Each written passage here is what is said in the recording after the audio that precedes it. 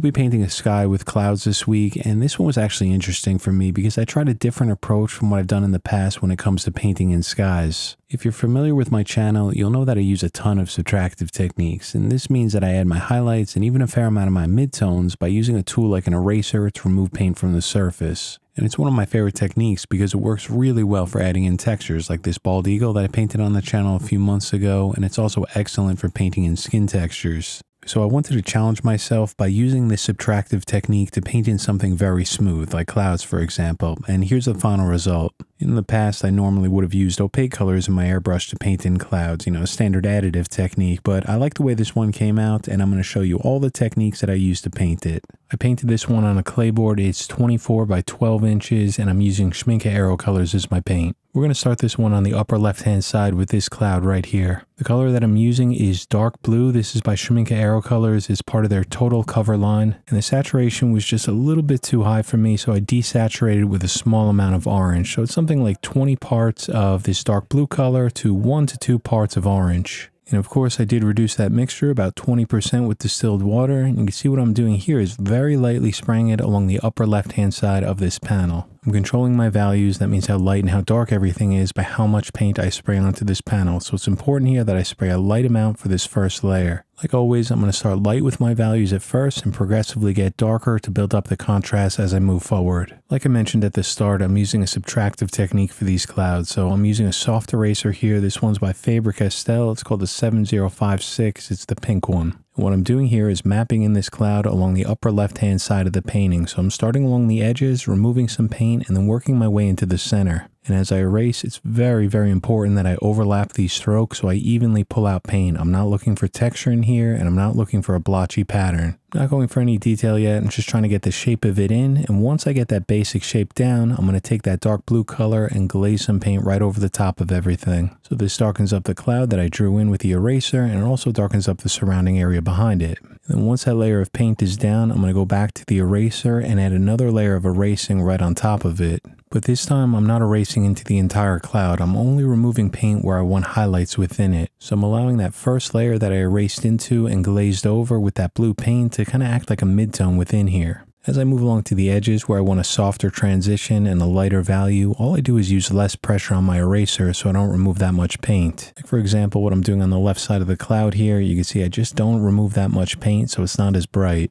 I'll remove a little bit more paint along the bottom part of this cloud where it's brighter, and the first layer of this is done. Now, there's always illusions going on in painting or drawing. If you want something to look bright like a lot of these clouds, you need to have dark values surrounding them. And of course, with the techniques that I'm using to make these values darker, I need to spray more paint. So I'm going back over to that blue mixture that I mentioned earlier in this video. If you look on the left side of the screen to my completed painting, we have this larger cloud just below the small one that we painted in. So as I'm adding this blue paint in, I'm trying to spray around that. It's kind of subtle right now, but you can see that this area just below the cloud is a little bit darker because I sprayed more paint. And the same thing goes right up here, just above this cloud and below the smaller one. So I keep spraying that paint very slowly, layer by layer, slowly getting darker with this. I like to spray some of it and I stand back from the painting and just take a look at what it looks like compared to my reference photo. For these earlier stages, I'm always trying to keep it a few shades lighter than the reference. I'll get darker with it later once I'm confident everything is in place. And while I'm doing this, it's important to point out that I'm keeping a fair amount of distance from my airbrush to the panel, maybe about 8 inches or so. This way I get the widest part of the spray pattern, so I get very soft blends here. I'm using a few different airbrushes throughout this painting, but for the majority of it, I'm spraying around 25 to 30 psi. We're going to get to this later on, but what I'm doing right now is using my eraser to draw on the top part of this large cloud within the middle of the painting. It's this cloud right here that I'm pointing to.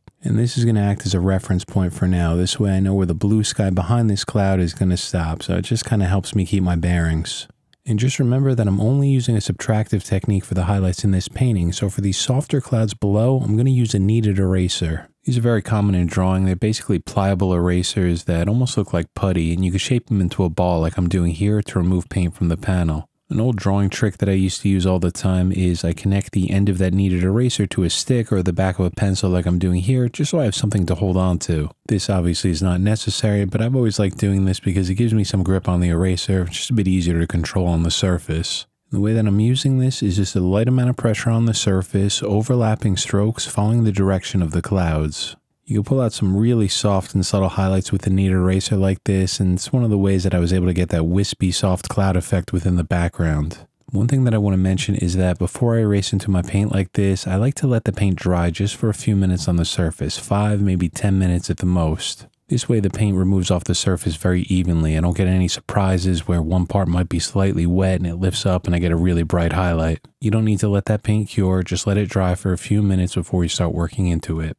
And I'm going to go back to that smaller cloud within the top and brighten up a few areas that got too dark from the overspray. And then the top part of this softer cloud below it has a slightly sharper edge on top, so I'm also going to use that eraser to help refine it just a little bit more. And at this point, I'm happy with the placement of these clouds, so what I'm going to do here is go right back over to that blue mixture, start spraying it over the top, trying to focus more of this paint into the areas that I want darker. So essentially, I'm just spraying around these softer clouds. I'm not really concerned with overspray. Overspray is going to get on some of the lighter areas where I don't want it. That's okay. I'll use my eraser to remove it later on.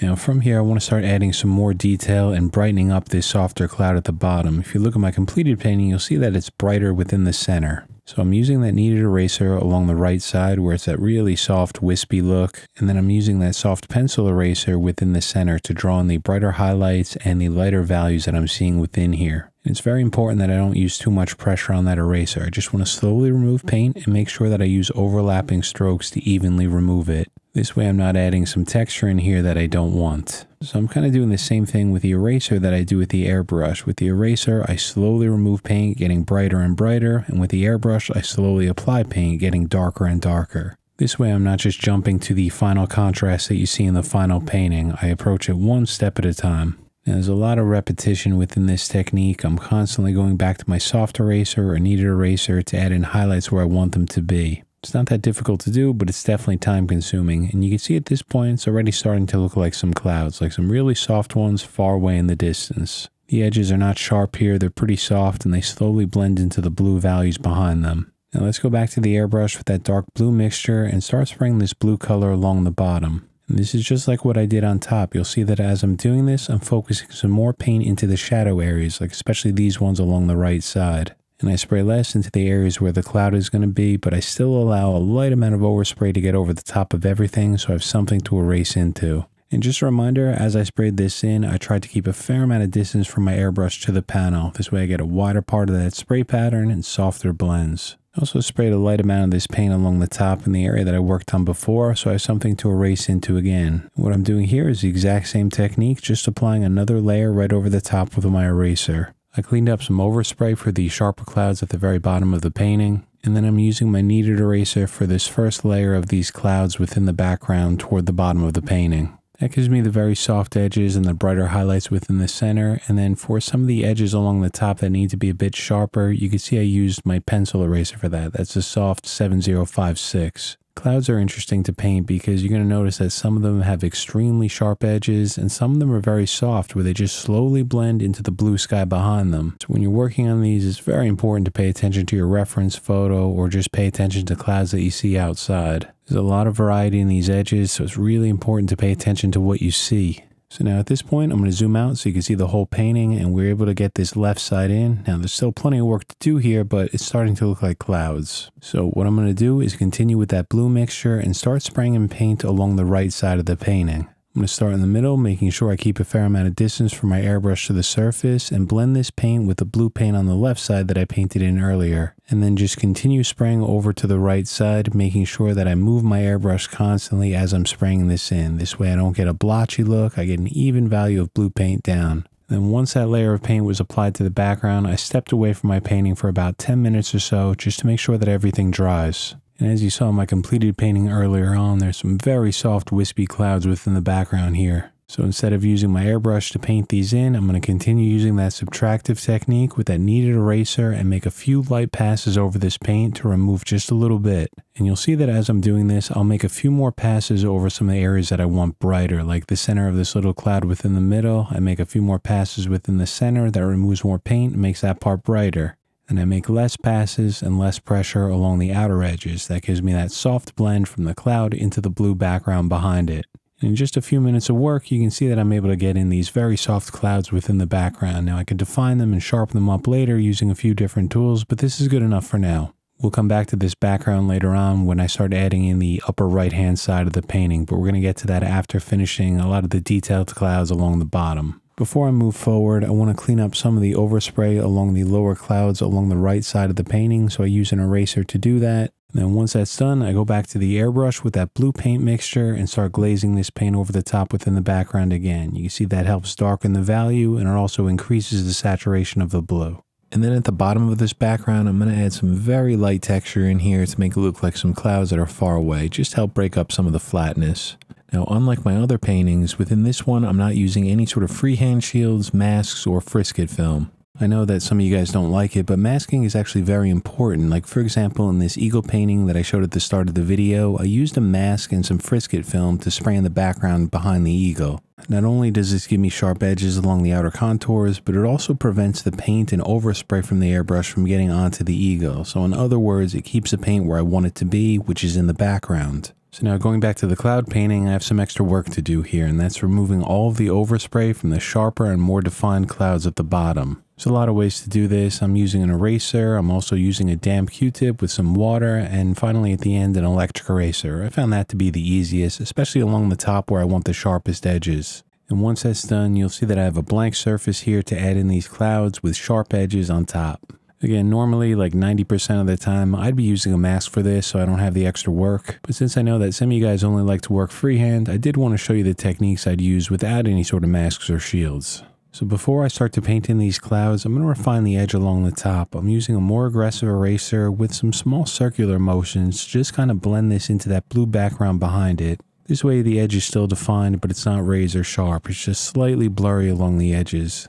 Once I get these edges softened up, I'm going to switch back over to my airbrush, and I'm working on this part right here that you can see in that crop section of my completed painting. I'm using an equal part mixture, so 50-50 of dark blue and cobalt blue. And just like before, I added a very small amount of orange, just a drop or two, and a few drops of black in this one to help desaturate the color. And just like before, this mixture is also reduced about 20% with distilled water, and I'm spraying around 25 psi. And so what I'm doing here with my airbrush is painting in the shadow values and some of the midtones as well along the top part of this section of this cloud. I'm just doing this freehand, and like before, I'm controlling my values by how much paint I spray. So if I want an area to be darker, I'm spraying more paint within that area. But again, just like the sky behind it, I always start with light values first and progressively get darker and darker. And one thing that I'm sure you'll notice here is that because these edges are sharper, I'm holding my airbrush closer to the surface. This way I get a more narrow part of that spray pattern so I can paint in some tighter details. Some of these shadow values are slightly darker along the top right before they move into the highlight. So within those areas, I spray some more paint. I spray less as I move down. So we get a darker value on top, slightly lighter transition as we move down. And then once that first layer of shadow values are down, I'm going to switch back over to my eraser and start adding in the highlights. These highlights are obviously above the shadows and they're pretty smooth, so I'm going to use a soft eraser here to start adding these in.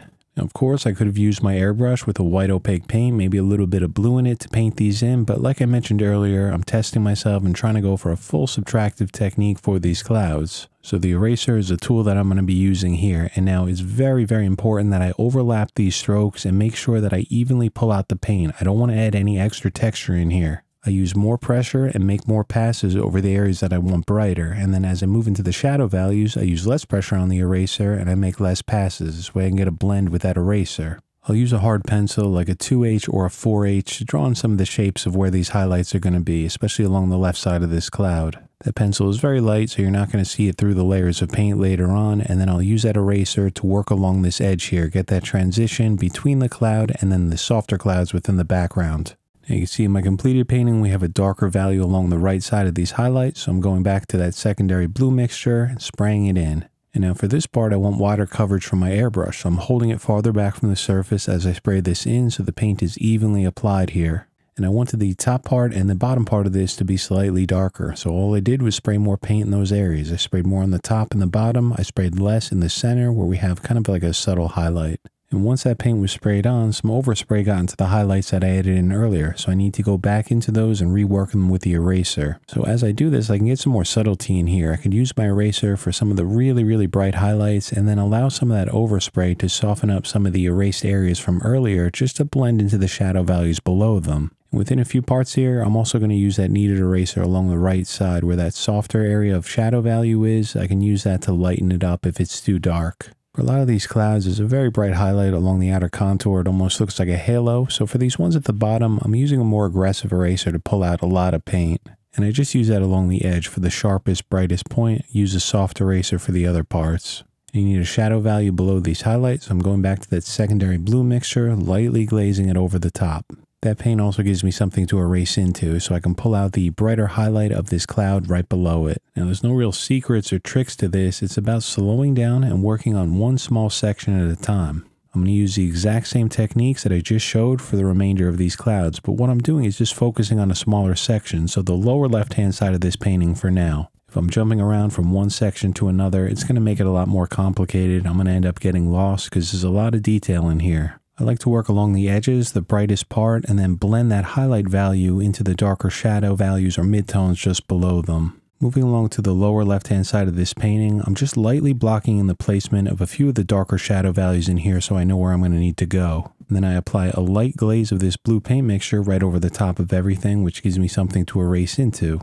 Then of course, the whole theme of this video, right back over to that eraser to start working into the highlights. And I like to start along the top part where they're brightest and then start working my way down. Now I'm going to go back over to my airbrush with that secondary blue mixture and start working on the shadow values along the right side. You can see that as I'm doing this, I'm spraying more paint into these areas, so I'm blocking in the placement of them. I know that right above these shadow and midtone values, I'm going to have to add in the highlights next. And it's just about repetition, rinse and repeat, removing some paint and adding some more. Just a reminder, like I showed earlier, for softer, more subtle removal of paint, I'll use that kneaded eraser. And then for the detail, the sharper highlights like along the edges, that's where I'm going to use the pencil eraser. But it's very important to keep the contrast low in the beginning. It makes the process so much easier. So don't spray too much paint. Make sure you get everything in place. You can always go darker with it later on. So that's where I'm going to wrap this one up. We got a lot done, but we still have a lot more to do. So we're going to pick this one up next week.